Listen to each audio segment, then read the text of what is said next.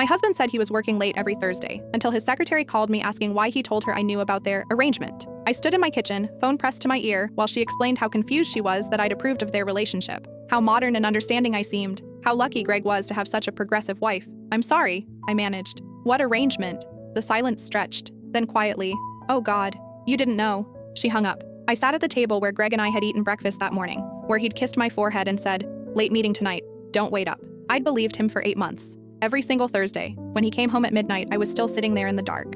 "Why are the lights off?" he asked, flipping the switch. Vanessa called. His face went white, actually drained of color like in movies. "Babe, I can explain." "She thought I knew. She thought we had an arrangement." My voice sounded calm, too calm. "She's been apologizing to me at company events for months, hasn't she? All those sympathetic looks."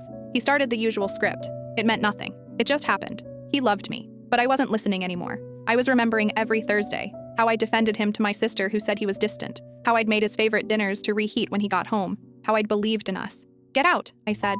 "This is my house too. Then I'll leave." I drove to my sister's place at 1 a.m. She opened the door, took one look at my face, and pulled me inside. I told her everything while she made tea neither of us drank.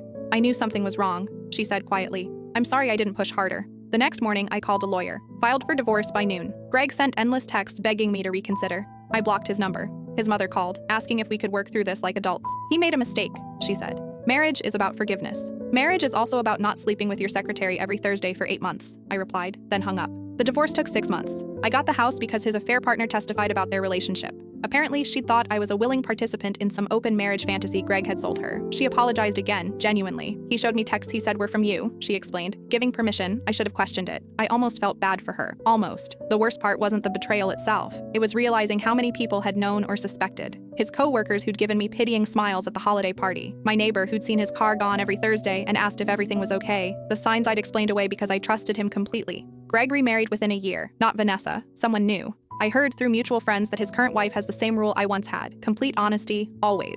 I wonder if she knows he's capable of manufacturing text conversations to justify betrayal. I wonder if she's checking his phone on Thursdays. Me? I adopted a dog named Benson. I took the painting class I'd postponed for years. I had dinner with friends on Thursdays and never once wondered where anyone was or what they were doing. I stopped making myself small to fit someone else's lies. Last month, I ran into Greg at the grocery store. He looked older, tired, started to say something about closure or forgiveness.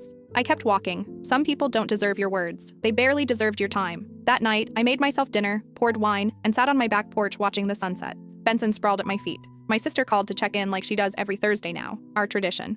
"You good?" she asked. "Yeah," I said, meaning it. "I really am."